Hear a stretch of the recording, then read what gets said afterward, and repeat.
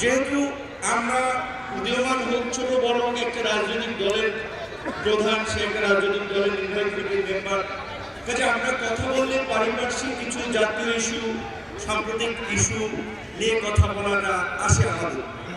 আপনারা যেমন বলছেন সহকারী শিক্ষকরা, কিন্তু আমরা অনেকদিন ধরে বলে আসছি, আমাদের কাছে কেউ আসে নাই, কেউ তাদের এই কথা বলে নাই। আমরা তো ছাত্র ছিলাম, আমরাও তো শিক্ষকদের জীবনযাত্রা এবং সমাজে তাদের যে বাস্তবতা দেখেছি। একজন শিক্ষককে সবাই সম্মান করে, সালাম দেয়, সেটা ঠিক আছে, কিন্তু বর্তমান প্রেক্ষাপটে প্রাইমারি স্কুলে কিংবা হাই স্কুলেরও এমপিভুক্ত কিংবা যারা দ্বিতীয় শ্রেণীর চাকরি করেন তারা যে বেতন পান, সেই বেতন দিয়ে বর্তমান আর্থসামাজিক বাস্তবতায় সমাজে আসলে মানসম্মতভাবে চলা যায় না।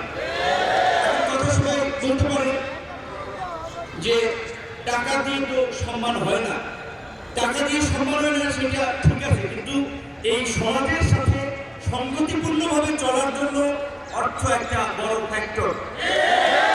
একজন সেই স্কুলের শিক্ষক, মানুষ তো সে শিক্ষক, কত ধনী দরিদ্র কোটিপতি লাখপতির ছেলে মেয়েকে সে পড়ায়, তাকে একটা সামাজিক অনুষ্ঠানে দাওয়াত দিলে সেখানে তার একটা ডোনেট করতে হয়।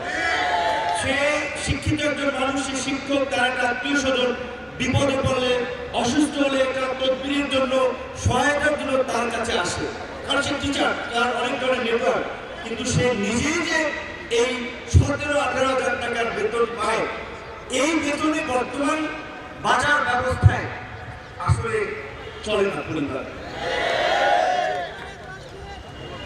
আমরা দ্রব্যমূল্যের ঊর্ধ্বগতি দেখছি বাজারে। এখন শিক্ষকদের কাছ থেকে আমরা মানসম্মত শিক্ষা চাই। এই আন্দোলনে 2018 সালে আমরা আন্দোলন করেছিলাম।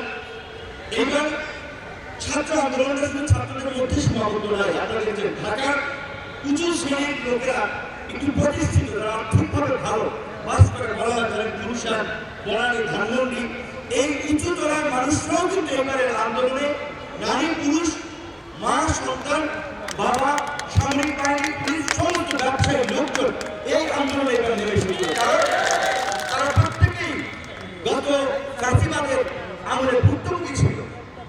তারা একটা পরিবর্তনের আকাঙ্ক্ষা থেকে নেমে এসেছিল। কারণ যখন ছাত্রদের পরিষ্কার ঘোষণা ছিল ফ্যাসিবাদী রাষ্ট্র ব্যবস্থার বিলোপ এবং একটা নতুন রাজনৈতিক বন্দোবস্ত, একটা নতুন সামাজিক চুক্তির মধ্যে দিয়ে আমরা আগামী নতুন বাংলাদেশ বিনির্মাণ করব।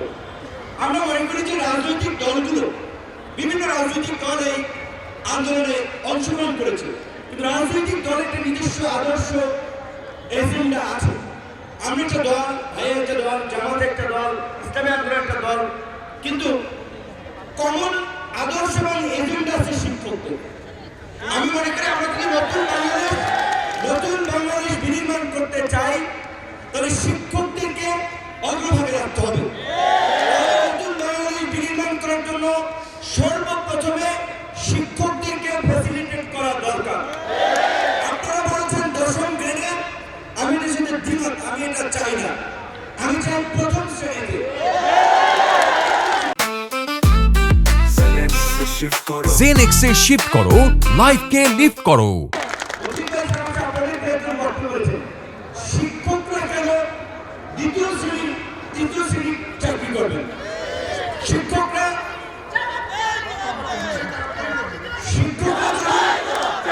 শিক্ষা যদি জাতির মেরুদণ্ড হয়, শিক্ষা যদি জাতির মেরুদণ্ড হয়, শিক্ষকরা যদি সমাজ গড়ার কারিগর হয়, কষ্ট নিয়েন না, তারা যদি দ্বিতীয় শ্রেণীর নাগরিক হয়, তাহলে তারা প্রথম শ্রেণীর নাগরিক বানাবেন কেমন? আমার পরিষ্কার দাবি যে সমস্ত শিক্ষক, প্রাইমারি কিংবা হাই স্কুল শিক্ষকদেরকে প্রথম শ্রেণীর চাকরিতে উন্নীত করতে হবে। আমাদের দুর্ভাগ্য যে আপনারা যে বলছেন আপনাদের ছাত্র যাদেরকে পড়ান তারা সচিব হয়, বিশ্ববিদ্যালয়ের শিক্ষক হয়, কিন্তু এই অবাকা ছাত্ররা তাদের উস্তাদদের কথা মনে রাখে না। আমার প্রাইমারি স্কুলের শিক্ষকরা, আমার মা মারা গিয়েছে অনেক ছোটবেলায়, তখন আমার বয়স প্রায় 2.5 বছরের মতো। আমার মনে আছে আমার নাক দিয়ে যেটা বলে পানি পড়লে ঠান্ডায় শিক্ষক একজনা পুরুষ শিক্ষক ছিলেন, মহিলা শিক্ষক ছিলেন, সবাই আদর করতেন, আর সবাই নাক মুছে দিতেন কাপড়ের কোলা দিয়ে।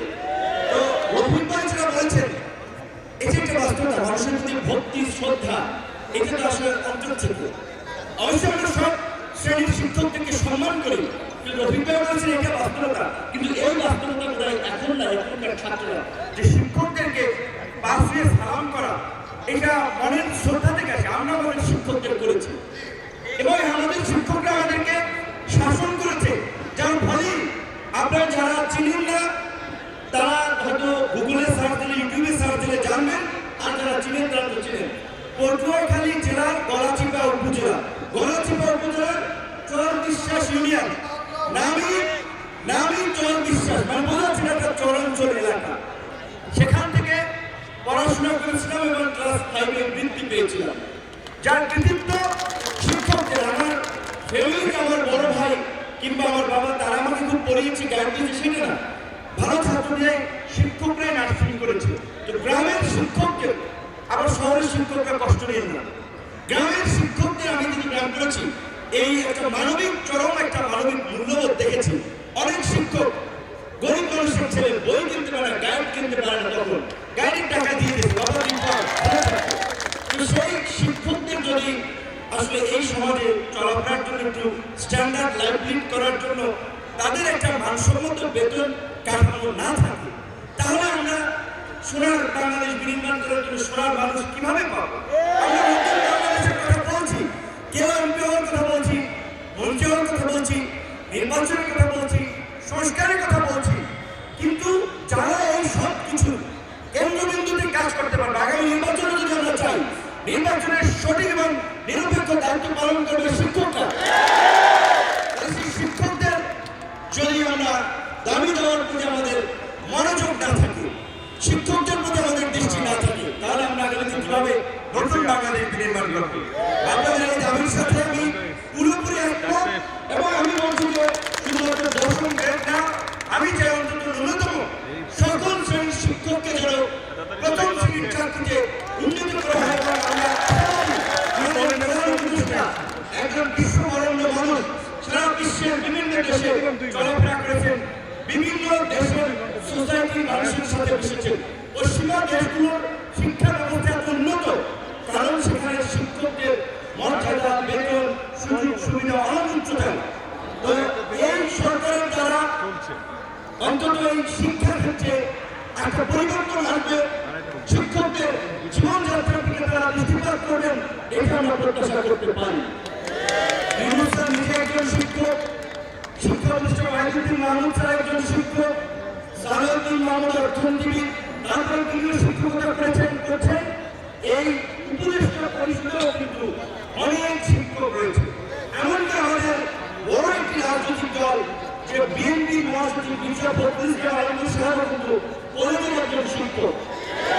আজকে আমরা আশা করব আপনাদের দাবি দেওয়া নির্বাচিত সরকার পরে এই সরকারকে করতে হবে। সবাই সাপোর্ট করছে।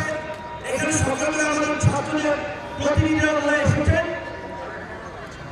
এবং আমি শুনি নাই, কিন্তু আমাদের পেছন থেকে একজন বলেছেন যে বিএনপি চেয়ারম্যান জনাব তারেক রহমান সাহেব বলেছেন, ওনার সাম্প্রতিক বক্তব্যে আমরা দেখেছি দেশ এবং বর্তমান বাস্তবতায় যুগোপযোগী কিছু বার্তা তার কাছ থেকে আসতেছে, তাতে আমরা খুশি। এই ধরনের লিডারশিপ আমাদেরকে স্বপ্ন দেখায়, আশান্বিত করে। সেটা তিনি বলছেন শিক্ষকদের কথা, অন্য বিভিন্ন সেক্টরের কথা বলছেন। তাহলে প্রধান দল এই মুহূর্তে বিএনপি, রাজপথের আন্দোলন সংগ্রামের মধ্যে দিয়ে সরকার পরিবর্তন করেছে, আমরা আছি সবাই এই দাবির পক্ষে। তাহলে দাবি ঝুলে থাকবে কিভাবে? আমরা এই সচিব মহোদয়দেরকে বলব, আমলাতন্ত্রের জটিলতার লাল ফিটার দৌলত আপনারা দেখাবেন না। যে মিটিংয়ে এজেন্ডা উঠলে করা যেতে পারে, দেওয়া যেতে পারে, অনেক ক্ষেত্রে তারা একটু ফ্লেক্সিবল থাকে, সঠিক জোরালো মাত্রা দেয় না। আমি এই এখানে একটা চিঠি আগে আপনারা দিয়েছিলেন, স্মারকলিপি দিয়েছিলেন, তার প্রেক্ষাপটে সেখানে বিধি মোতাবেক প্রয়োজনীয় ব্যবস্থা গ্রহণের জন্য আপনার প্রাথমিক ও গণশিক্ষা মন্ত্রণালয়ে পাঠানো হয়েছিল। তো আমি আশা করি তারা বিষয়টা যৌক্তিকতা সহকারে বিবেচনা করবে, কিন্তু আপনাদের প্রতি আমার একটা দাবি থাকবে যে আমি আপনাদের প্রধান উপদেষ্টার কার্যালয় ঘেরাও বা এই মুহূর্তে হাট কর্মসূচির পক্ষে না, কিন্তু আমি আপনাদেরকে বলবো আপনারা যে কোনো কর্মসূচি করবেন, আমাকে যদি আপনারা সাথে চান আমি আপনাদের সাথে থাকবো। এই মুহূর্তে দেশে আপনারা শিক্ষক শিক্ষিত মানুষ, আপনার আমি রাজনৈতিক নেতা হিসেবে যতটুকু জানি ওই কথাটুকু আমার আপনাদেরকে বলা দরকার।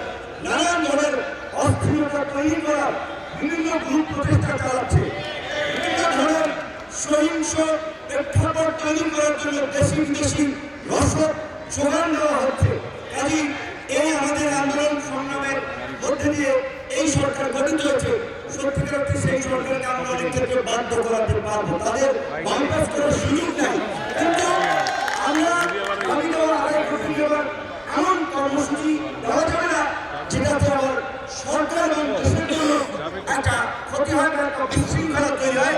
আপনারা শিক্ষক, আপনাদের কার্যক্রম শৃঙ্খলিত থাকবে, আপনাদের কার্যক্রম আমাদের জন্য অনুসরণীয় অনুকরণীয় হয়ে থাকবে। আমি আপনাদের সফলতা কামনা করছি এবং ধারাবাহিকভাবে অবশ্যই আপনারা দৃষ্টি আকর্ষণ করার জন্য যথাযথ কর্তৃপক্ষের কাছে আপনাদের দাবি দাওয়াগুলো তুলে ধরবেন।